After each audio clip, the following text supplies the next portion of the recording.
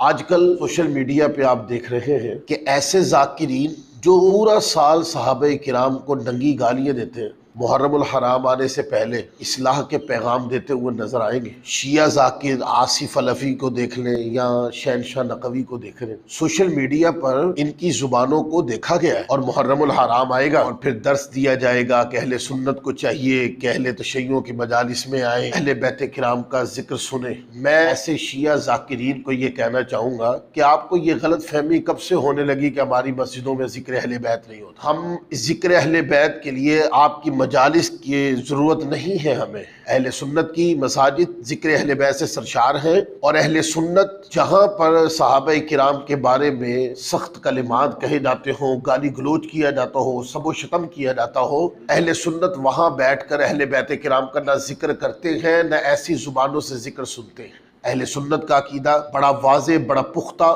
بڑا صاف عقیدہ ہے۔ اور عقیدہ کیا ہے؟ عقیدہ یہ ہے کہ نہ دل کے اندر بغض صحابہ ہونا چاہیے اور نہ دل کے اندر اہل بیت کی محبت کی کمی ہونی چاہیے۔ عقیدہ ہی اس کو کہتے ہیں اگر سینے کی ایک سائیڈ در اہل بیت کرام ہے تو دوسری سائیڈ پہ صحابہ۔ یہ دو دین متین کی دو محبتیں ہیں جو نبی پاک صلی اللہ علیہ وسلم نے خود واجب کی۔ جو صحابہ کو گالی دے اہل بیت کا ذکر کرے، نبی پاک صلی اللہ علیہ وسلم نے اس کی مذمت بیان کی۔ اور جو اہل بیت کرام کے ساتھ محبت نہ کرے، صحابہ کا بہت نام لے، اس کے لیے بھی جہنم کی وعید سنائی ہے۔ یہ تو وہ سوچے نا جن کے ہاں کمی ہے۔ آپ اہل سنت کو درس کیوں دیتے ہیں؟ اہل سنت کے اندر تو کمی نہیں ہے۔ ہم تو اہل بیت کا ذکر بھی کرتے ہیں اور گج وج کے کرتے ہیں، اور صحابہ کرام کے ساتھ بھی محبت اور عقیدت پوری گج وج کے کرتے ہیں۔ ہمارے عقیدے میں کوئی ڈنٹ نہیں ہے، ہمارے عقیدہ صاف ہے۔ ہم اللہ تبارک و تعالیٰ کو خدا وحدہ لا شریک مانتے ہیں، یہ پاک صلی اللہ علیہ وسلم کو نبی آخر الزمان اور سید المرسلین مانتے ہیں، اور تمام انبیاء کرام سے نبی پاک صلی اللہ علیہ وسلم کو افضل مانتے ہیں۔ اور اس کے بعد صحابہ کرام کی بھی محبت رکھتے ہیں اور اہل بیت کرام کے ساتھ بھی محبت کرتے ہیں، اور ان کے ذکر کو اپنی طبیعت کی چاشنی سمجھتے ہیں، ان کا ذکر کرنا اپنی سعادت سمجھتے ہیں، ان کے ذکر سے اپنی مغفرت کی خواہش رکھتے ہیں، اور پھر ان کے بعد امت کے جتنے بھی اولیاء کرام تشریف لائے ہم سب کو مانتے ہیں۔ اتنا مضبوط عقیدہ جس کے اندر ڈنٹ کوئی نہیں۔ ایسے لوگوں کو درس دے رہی ہو، سارا سال گالیاں نکالنے کے بعد صحابہ کرام کو، اہل سنت کو درس دے رہے کو، اب آپ کی مجالس میں جائیں۔ اور میں اہل سنت کو یہ بات کہتا ہوں، اہل سنت کے اندر وہ بندہ نہایت ہی گرا ہوا شخص ہوگا کہ جو ایسی جگہ پہ بیٹھ کے اہل بیت کا ذکر سنے گا جہاں پہ صحابہ کرام کو ننگی گالیاں دی جاتی۔ 10 محرم الحرام کا روزہ واقعہ کربلا سے پہلے سے رکھا جاتا ہے، اس کے اوپر بخاری مسلم میں روایات ہے۔ کوئی نہیں رکھتا تو ہم کسی کے پابند تھوڑی ہے، یہ جملہ بولنے کی کوشش کیا کریں۔ اور ٹھیک ہے یار، کوئی نہیں رکھتا، ہم پابند ہیں کسی کے، ہم کسی کے پابند نہیں ہیں، آج صرف اپنے مسلک دے پابند ہیں، بس ختم۔ جب حضور علیہ الصلوۃ والسلام مدینہ پاک تشریف لائے تو یہودی 10 محرم الحرام کا روزہ رکھتے تھے۔ جب وجہ پوچھی گئی نا کہ بھئی 10 محرم الحرام کا روزہ کیوں رکھتے ہیں، انہوں نے کہا کہ یہ وہ دن ہے جس دن موسیٰ علیہ السلام نے بنی اسرائیل کو فرعون کے شکنجے سے چھڑایا تھا۔ ہم اس دن کا احترام کرتے ہوئے اللہ کی یاد کرتے ہیں اور روزہ رکھتے ہیں۔ آقا علیہ السلام نے صحابہ کرام سے فرمایا کہ تم بھی روزہ رکھا کرو، اور ایک روایت میں آتا ہے فرمایا کہ تم ایک نہیں تم 2 روزے رکھا کرو۔ روایت میں یہ کہ تم روزہ رکھ کے یہودیوں کی مخالفت کرو، کیونکہ اب یہودیوں سے بڑھ کر موسیٰ علیہ السلام کے حقدار ہیں۔ یہ وہ لوگ ہیں جنہوں نے موسیٰ علیہ السلام کی تعلیمات کو بدل دیا، اور ہم وہ دین لائے ہیں جو دین موسیٰ علیہ السلام کی تصدیق کرتا ہے، لہذا ہم ان سے بڑھ کر موسیٰ علیہ السلام کے حقدار ہیں۔ تو صحابہ تم بھی روزہ رکھو تو سنت ہو گیا۔ آقا علیہ السلام کملی مبارک میں آرام فرمائے، اتنے میں حضرت امام حسن مجتبیٰ تشریف لاتے ہیں، حضور علیہ السلام ان کو اپنی کملی مبارک میں لے لیتے ہیں۔ امام حسین مرتضیٰ تشریف لاتے ہیں اور وہ دوڑ کے خود ہی کملی کے اندر چھپ جاتے ہیں۔ پھر سیدہ خاتون جنت سیدہ کائنات سلام اللہ علیہا ورضی اللہ تعالی عنہا تشریف لاتی ہیں، یہ نبی پاک صلی اللہ علیہ وسلم کی کملی میں تشریف لے آتی۔ مولا کائنات علی المرتضیٰ شیر خدا کرم اللہ تعالی وجہ الکریم تشریف لاتے ہیں اس کملی کے اندر ہے۔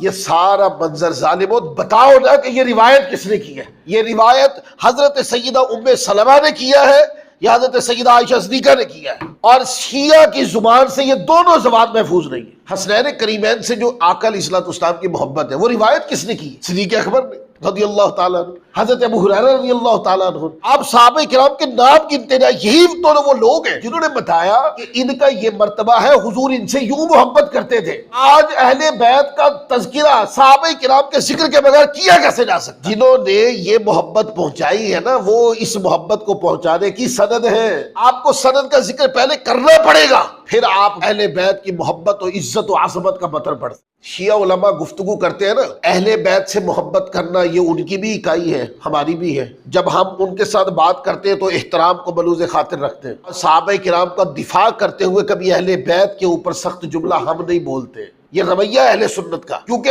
اہل بیت کرام کی محبت بھی اسی طرح واجب ہے جس طرح صحابہ کرام کی محبت واجب ہے۔ اور شیعہ علماء اس کو کمزوری بنا لیا ہماری، کہ پتہ ہے جس اکائی کو ہم مانتے ہیں اہل بیت والی، اس کی اہل سنت عزت کرتے ہیں، لہذا دوسری اکائی ہے صحابہ کرام کی محبت کی، ہم تو اس کی عزت نہیں کریں گے۔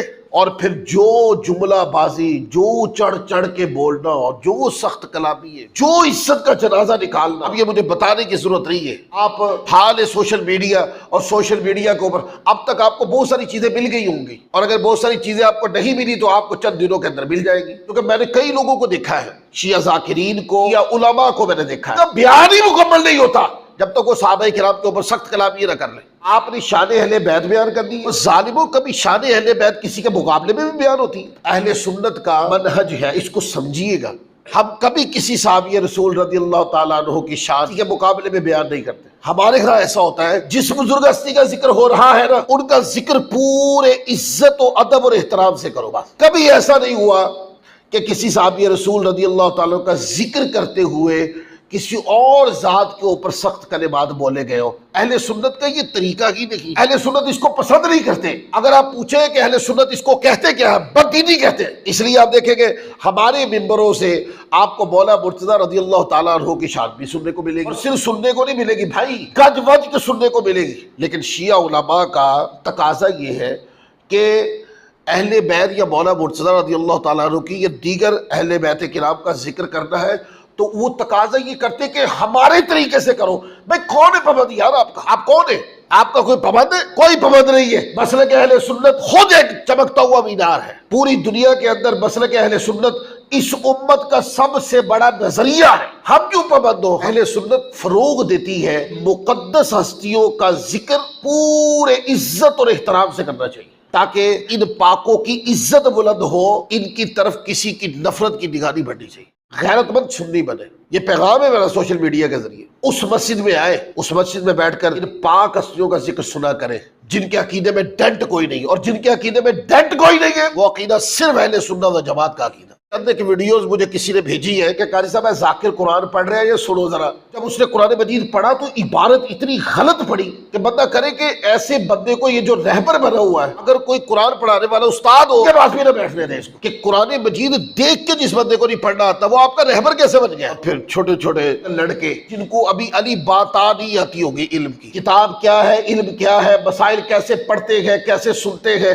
کس طرح سمجھے سیکھے جاتے ہیں، بیان کیسے کیے جاتے ہیں، غلط اور صحیح کا فرق کیسے کیا جاتا ہے، یہ ساری چیزیں بندے کو پڑھتے پڑھتے پڑھتے پڑھتے 15 سال لگ جاتے ہیں، اور جو چھلانگے مار رہا ہے اس کی 15 سال عمر نہیں۔ ایک ہوتا ہے کہ ذکر کر لے، نہیں، وہ جو چھلانگے مارنے والا ہے وہ صحابہ کرام کی ذات کے اوپر چھلانگے مار رہا ہے۔ یہ جرأتیں نہ دے، ایسی اتنی جرأتیں نہ دے، دین کو اس سطح پہ نہ لے کے جائیں۔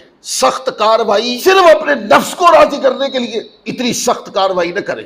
یاد رکھنا، مر کے پردے کھلنے لگ پتہ جائے گا آپ لوگوں کو دین کی توہین کرنے والوں کا حال کیا ہوتا ہے۔ بڑے بڑے علماء بہت کچھ کہہ جاتے ہیں، تب جب وہ کہہ رہے ہوتے تب ہم سیکھتے نہیں، اور ایک ان پڑھ جاہل ذاکر ایک بڑک مار کے چلو جب کو تو بڑی بات کی ہے اس نے۔